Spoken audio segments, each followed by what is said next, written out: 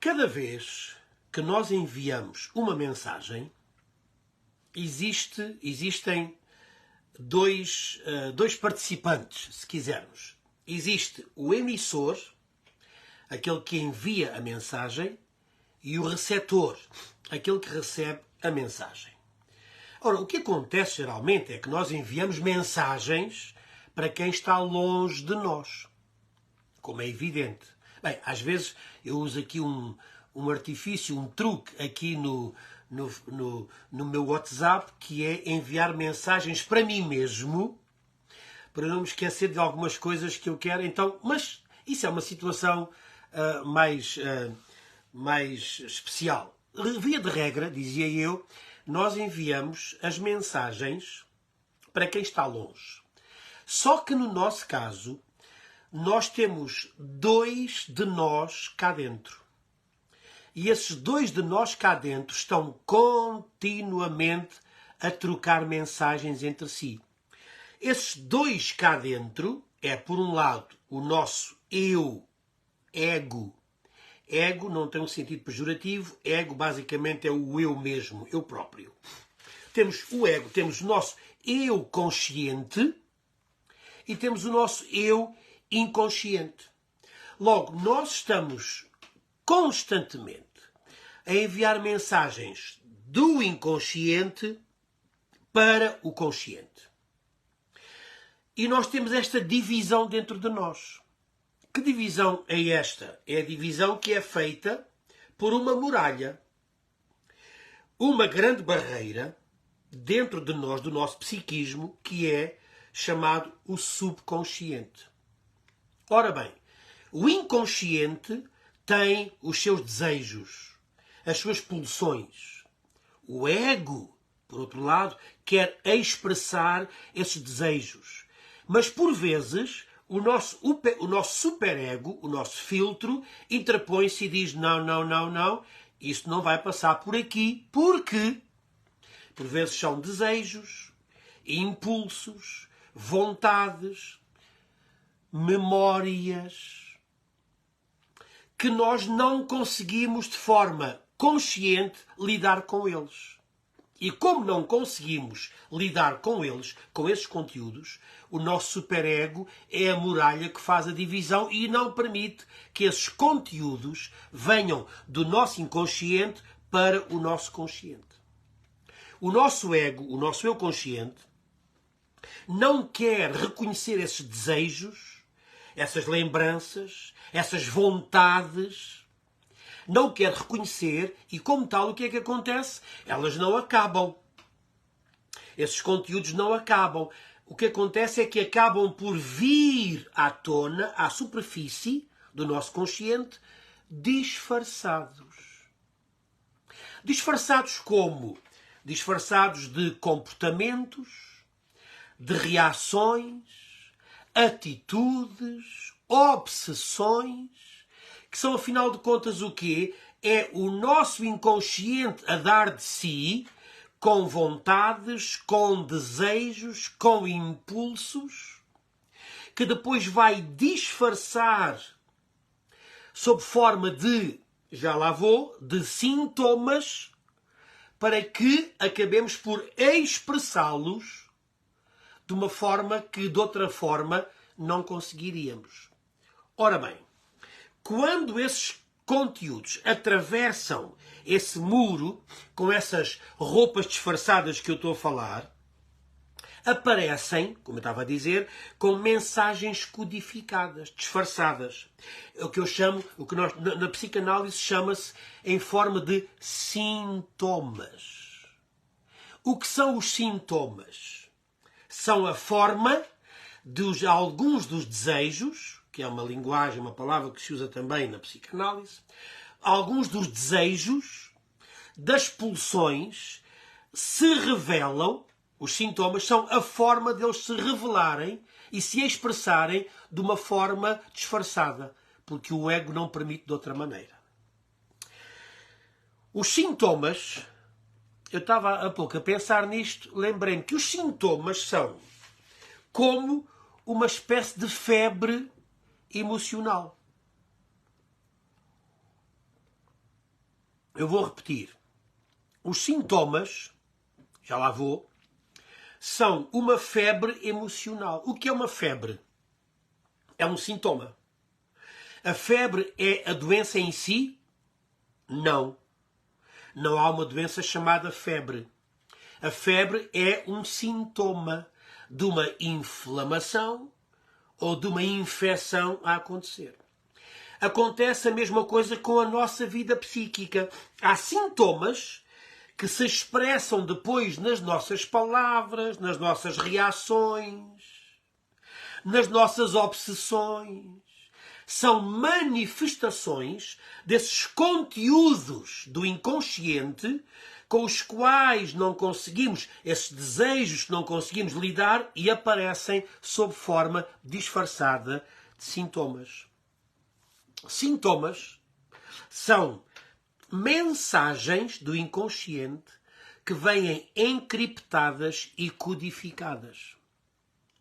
Por exemplo, uma depressão. Uma depressão não é doença. Depressão é um sintoma. Depressão é um sintoma de uma realidade, de um estar inconsciente e que vem ao nosso consciente disfarçado de sintoma. O que é que acontece? Geralmente vai medicar-se a depressão, mas não se percebe que a depressão, tal e qual como uma febre emocional. Assim como a febre não é doença, nós não podemos medicar a febre. Podemos dar um medicamento para um antipirético para baixar a febre, mas a febre é um sintoma de uma infecção que deve ser tratada. O problema é que nós interpretamos a depressão como uma doença e não como um sintoma. A depressão é um sintoma que de alguma coisa do nosso inconsciente, algum conteúdo, algum impulso, alguma pulsão, algum desejo do inconsciente que o ego não dá conta de manifestar porque a barreira, a muralha do superego não permite. Então esse conteúdo vem cá para fora em forma de um sintoma chamado depressão. Sintomas. A grande revolução da psicanálise, e estas noites são noites de psicanálise, como está anunciado, a grande, como se diz no Brasil, o pulo do gato da psicanálise tem a ver com isto. Entender que as manifestações psíquicas, emocionais, até físicas, às vezes anatómicas, não são a causa e a coisa em si. São um sintoma. Por exemplo, ansiedade, angústia. As pessoas tomam ansiolíticos, mas não percebem que estão a medicar um sintoma. A grande descoberta da psicanálise é esta. O que aparece no nosso ego, no nosso eu consciente, o que aparece não é a coisa em si. É um sintoma da coisa. Por essa razão é que é importante a prática psicanalítica, e psicanálise tem a ver basicamente com desmembrar, separar. Análise quer dizer separar por partes o quê? A psique. Entender de que forma é que o nosso inconsciente está cheio. O nosso inconsciente, eu sempre digo, não é? Que o nosso inconsciente é aquela imagem lá do Gênesis, capítulo 1, quando diz que a terra era um caos. Trevas sobre a face do abismo. Diz lá acerca da criação em Gênesis 1, que é, afinal de contas, uma grande manifestação da nossa natureza psíquica. Também o nosso inconsciente está cheio de trevas, de sentimentos, de emoções, de medos, de impulsos, de desejos, coisas que não acham lugar de manifestação através do ego, por causa do que eu disse, essa muralha terrível que é o superego, E por essa razão vão encontrar formas disfarçadas de se revelar e de se mostrar através do quê? Ansiedades, angústias, depressões, mas não só isso. Comportamentos agressivos, pessoas que são agressivas, que são insuportáveis no seu comportamento, que não têm a elegância, não têm a calma, a serenidade, a paz para ter um relacionamento saudável, amigável. Pessoas que são agressivas, essa agressividade toda, eu sou assim. Não é nada assim. Essa agressividade é um sintoma. É um sintoma de conteúdos inconscientes que você não resolveu. E grande parte deles, se não a totalidade, vêm do nosso tempo de criança. A fase oral, até 1 ano e meio. A fase anal, 2 anos e meio, 3. Depois a fase fálica, 4 anos, 5. Essas fases da nossa vida foram cheias de experiências, algumas traumáticas, outras causaram recalques e neuroses. Eu já falei aqui acerca das 3 escolhas da mulher numa live passada, aqui no Facebook. Exatamente a dizer porque é que há certos comportamentos sexuais que são o resultado do quê? De uma experiência traumática lá na infância. Não se mexe aí que isso é sujo. Não se mexe aí porque a pilinha cai. E você nem sequer sabe os traumas e os dramas que isto causa na criança e que se vai revelar na nossa... Eu digo sempre, na nossa vida adulta, eu digo sempre, nós em adultos estamos a pagar as dívidas de criança. Então, acontece que nós estamos com estes sintomas e nós pensamos que somos assim. Não, não é. Você não tem essa agressividade toda. Você é um ser tranquilo, de harmonia, homeostase, de paz. É assim que você é. Essa agressividade é um conteúdo inconsciente que vem cá acima disfarçado dessa agressividade.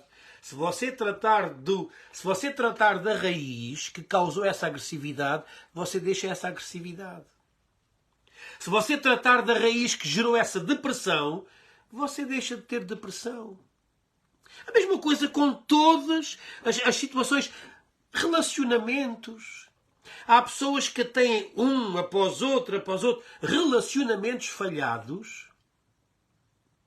E a razão não tem a ver com escolher as pessoas erradas. Tem a ver com matrizes. Tive aqui um problema no Facebook, creio que está a andar bem.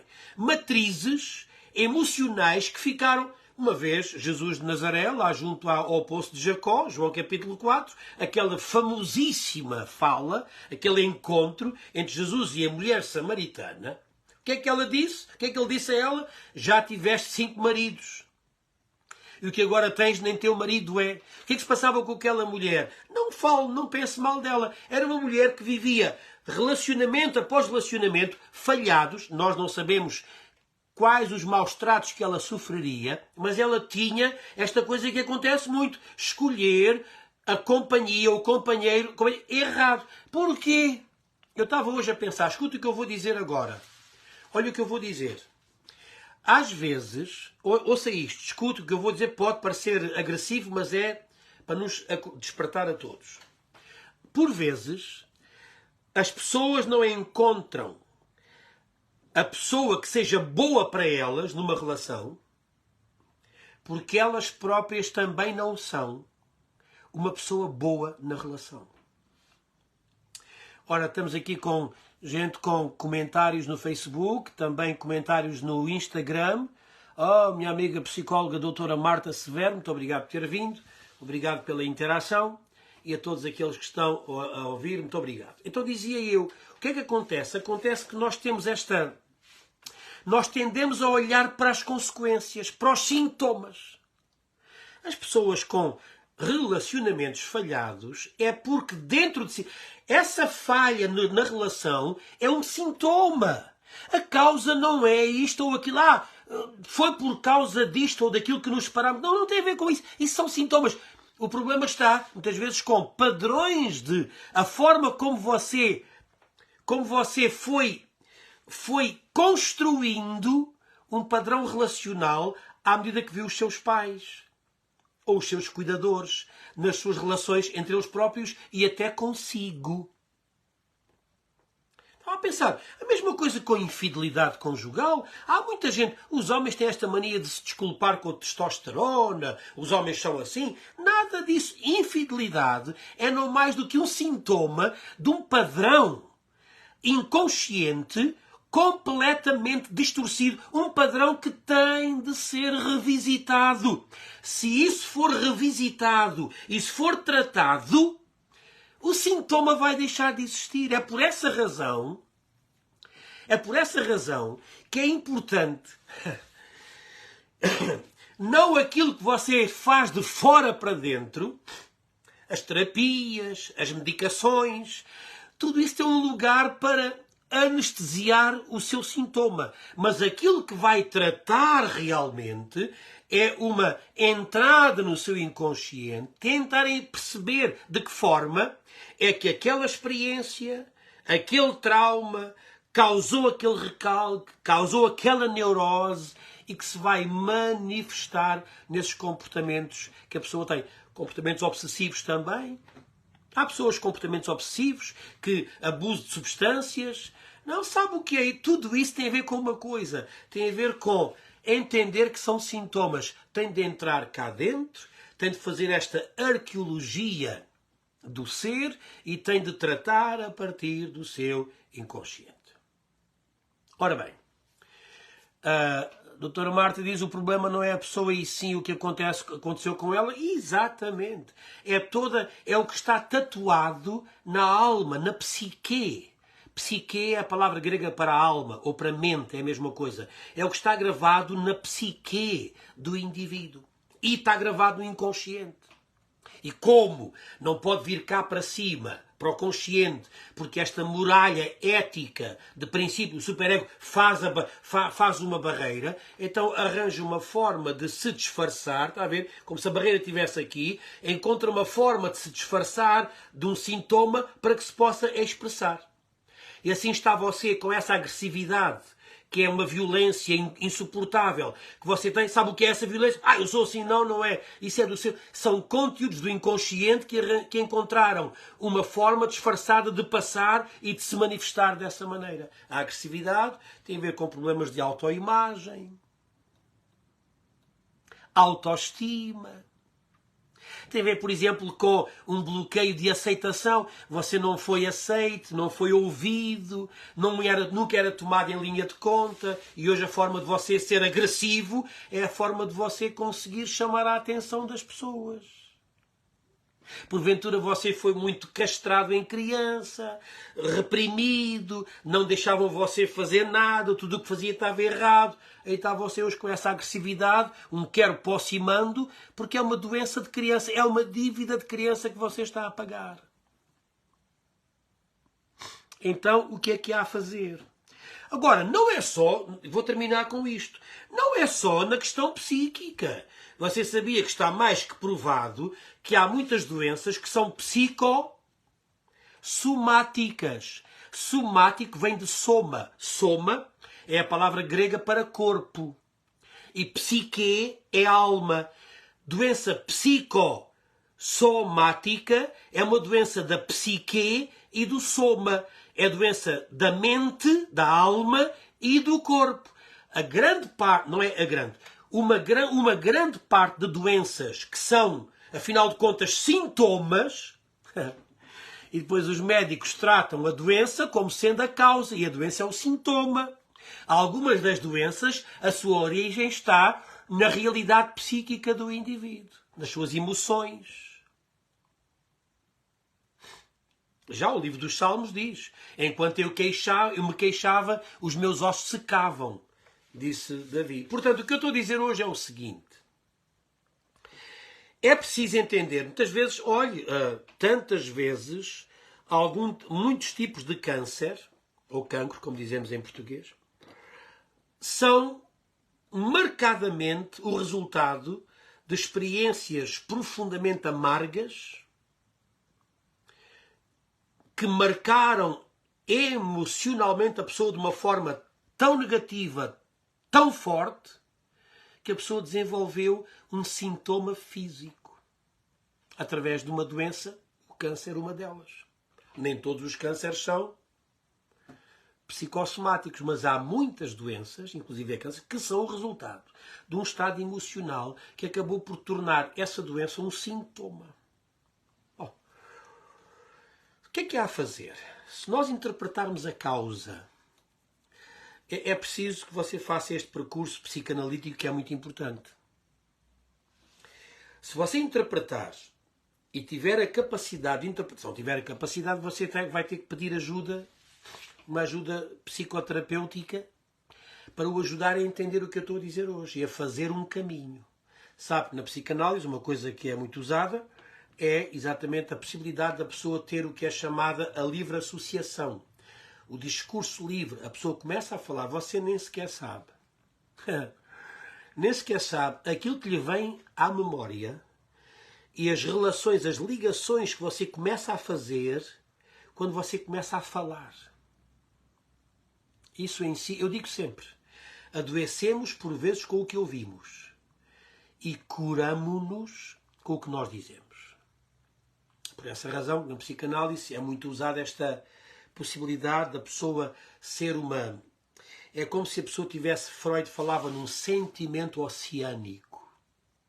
Como eu digo já várias vezes, nós somos rios cujo propósito é desaguar num oceano de consciência. Eu vou explicar outra vez, vou dizer outra vez. Nós somos como ribeiros e rios. Começamos como uma fontezinha muito débil, tornamos-nos um ribeiro, aumentamos para um caudal de um rio, e o nosso grande propósito é desaguar no mar da nossa consciência. Isto, se não for feito, vai ser uma vida limitada, presa, que depois vai fazer uma coisa. Se você não desagua no mar de uma consciência de si, você pode, antes disso, tornar-se um pântano, porque a água deixou de ter o seu curso, fica um pântano, e você sabe que os pântanos geram vermes e outras coisas, até do ponto de vista psíquico. Nós temos de desaguar no mar da consciência de si. É quando isto acontece que nós começamos a perceber de que forma é que os meus conteúdos inconscientes, essas dívidas de criança, estão hoje a aparecer em forma de sintomas na minha vida. Você faz esse caminho e você começa depois a ter correção. É aqui que as teorias cognitivo-comportamentais acabam por ter o seu papel. Depois de você fazer este mergulho psíquico, você começa a entender de que forma você pode reformular os seus pensamentos, as suas ações, os seus comportamentos, os seus hábitos.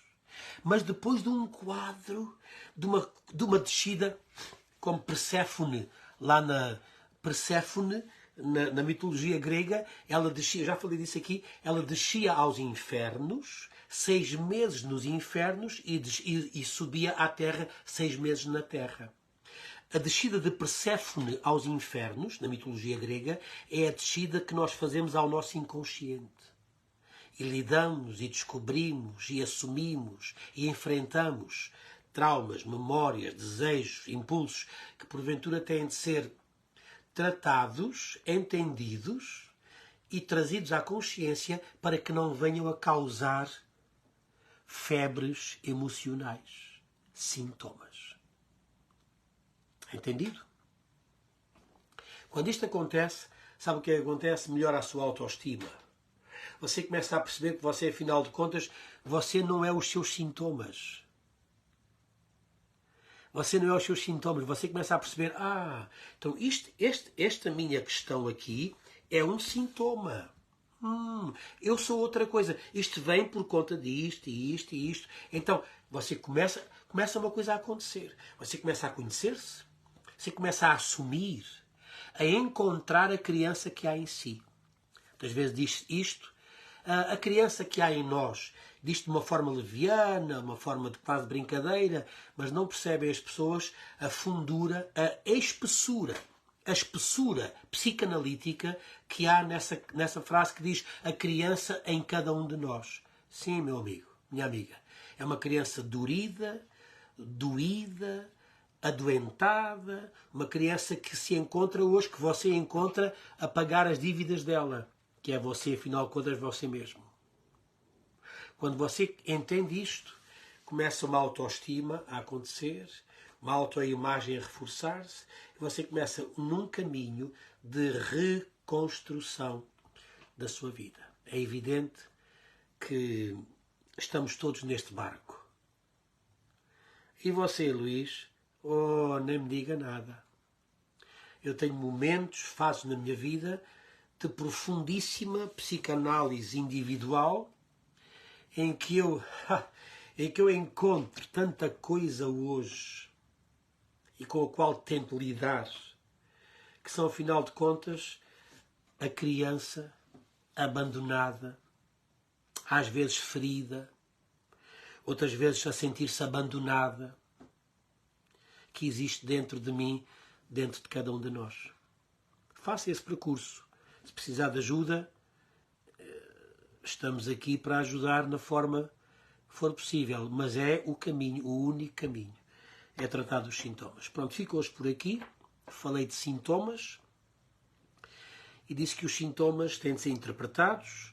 Você não é os sintomas que você expressa, tá bom? Os sintomas são uma espécie de rótulos. Quer ouvir outra? Quer outra? Escute, escute. Aponte, anote o código. Se lhe botarem, como se diz no Brasil, se lhe puserem rótulos, sabe o que é colocar um rótulo? É pôr assim uma espécie de um carimbo na pessoa. A pessoa, tu és isto, tu és aquilo, um rótulo, não é? Eu digo assim, se lhe puserem rótulos, nunca perca você a etiqueta.